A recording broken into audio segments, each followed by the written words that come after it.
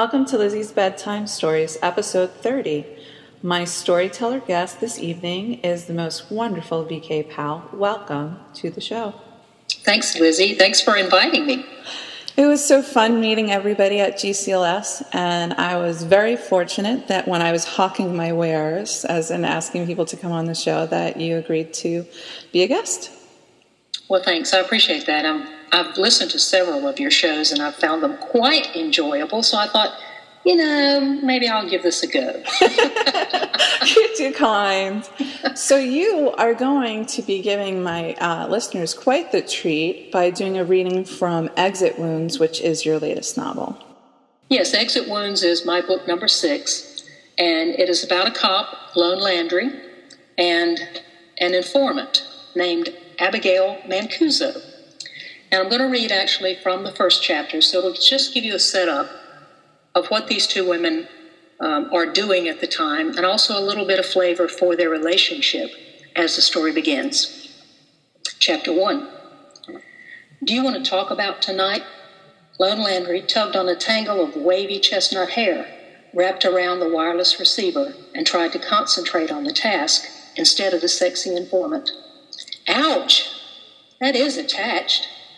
Abby's husky voice reminded Lone of Melissa Etheridge's, reverberating deep in her soul and stirring yearnings. You're telling me, how the hell did you get hair this long, twisted around something so small, and tied in a knot?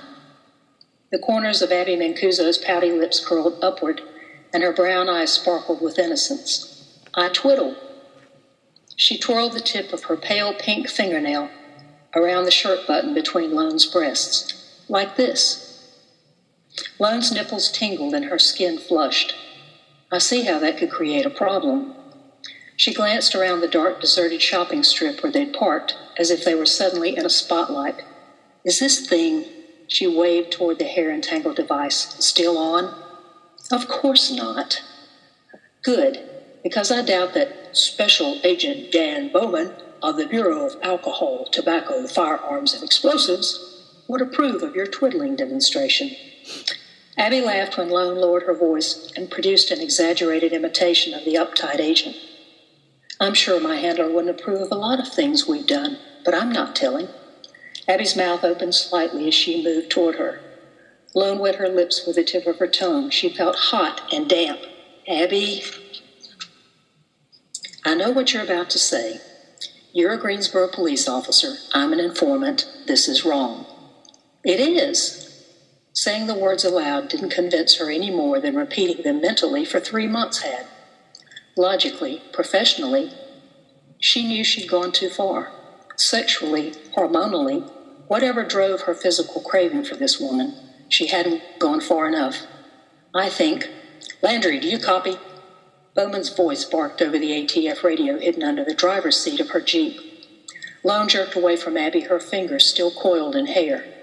The hint of arousal dispersed like smoke in a stiff wind. Abby pulled the knotted mass from Lone's hand and deftly unwrapped the tiny earpiece. If you twiddle, you must learn to untwiddle. Guess we better get to the office for the debriefing. Bowman's anal about procedure.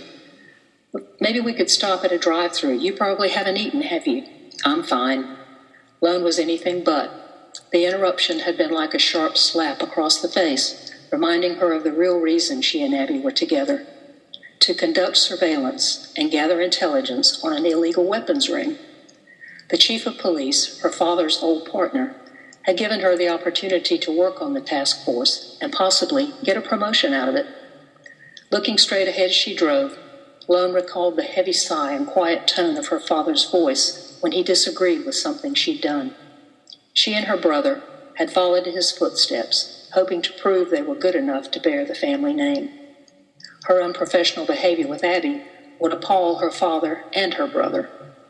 Guilt clung to the back of her throat like a bad taste. Lone, you wanted to talk about tonight. Did I do something wrong? No. You covered well when Sylvia found you snooping in the basement. Taking the kid's toy down there with you was smart. You think fast under pressure and adapt quickly. Thanks. I detect a but. To find out about Simon Torrey's illegal operations, you might have to branch out. You've checked his house and haven't found anything incriminating, not even records. Maybe he keeps home and business entirely separate, mistakenly thinking that if he's caught, his family assets will be safe. Abby absently twirled a strand of her reddish-brown locks with her finger, and a crease formed between her eyes. You mean I need to get more involved in the business side of things? Lone nodded. Oh, joy. I danced in one of his gentlemen's clubs. When I first went to work for Simon, the pay was great, but the humiliation of prancing around half naked for strangers. Abby shivered and Lone placed her hand on top of hers. It might not come to that. Besides, it's not my call. I'm just your cover officer. Why are you so good to me? When she looked at Abby's silky olive complexion, untamed hair, and cocoa eyes, warmth spread through her like hot coffee on a frosty morning, followed immediately by a twisting sensation in her gut. She was frolicking on a dangerous playground. She should have ignored her attraction to Abby when they met. She should have resisted the coaxing of her throaty voice and the temptation of that first searing kiss. But something about Abby Mancuso blasted the shoulds of proper conduct wide open. What do you mean? I like you, Abby. But you treat me more like an equal than a criminal informant. You offer advice about what to look for in the case and how to keep my sanity while I pretend to be somebody else. Bowman never does that. Bowman's a tool. She glanced at Abby as her smile turned to a grimace. Lone, you do know that being an informant isn't my life's goal, right?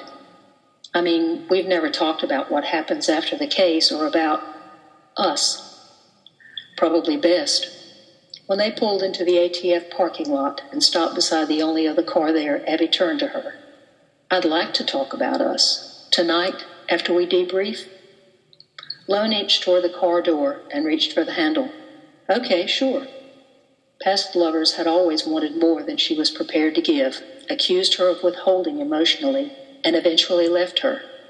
Abby was different. She'd never asked for anything but what they had. Was that about to change? That's it. Cool. So there. It's delightful to hear your accent as you read. What accent? Do you know what? We all have them. I didn't realize that I had one until my first week in college, where I was doing my outgoing message. And for those of you who don't remember answering machines before cell phones, that's what, people would be greeted by, before leaving a message. And I asked for them to leave their name and number at the tone. And I was like, did I say number?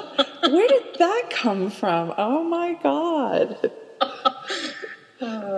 Yes, I guess I do have a little bit of an accent. I have been told that before. It's soft. It's soft. It's not thick. Ari Bradshaw's got a nice thick accent. She got yes, she does. Yes, she does.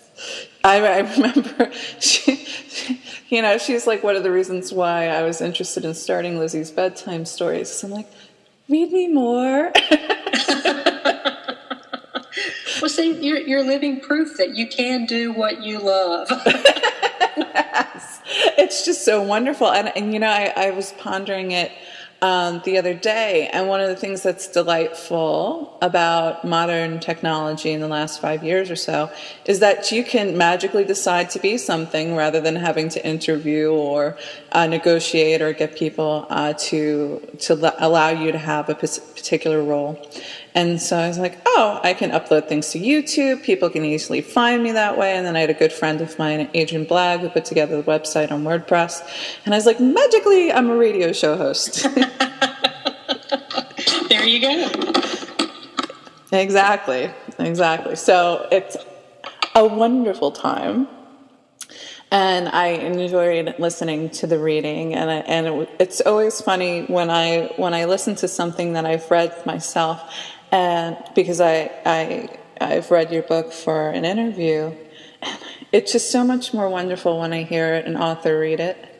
It's just it's such a treat. I guess I'm showing my colors. Ever since I was a little girl, I always loved people telling me stories. Well, I think that's true too, because when I read books, and then I hear the author read, it's like, well, that wasn't how I pictured her sounding at all. It's always great to have the author's interpretation of that, really. That, and also hearing somebody's voice. A good friend of mine, Alex Trist, I had her episodes recently, and she joked before I had ever met her on the radio, was that she's got the voice of an adolescent girl. And she does! I was like, oh my God.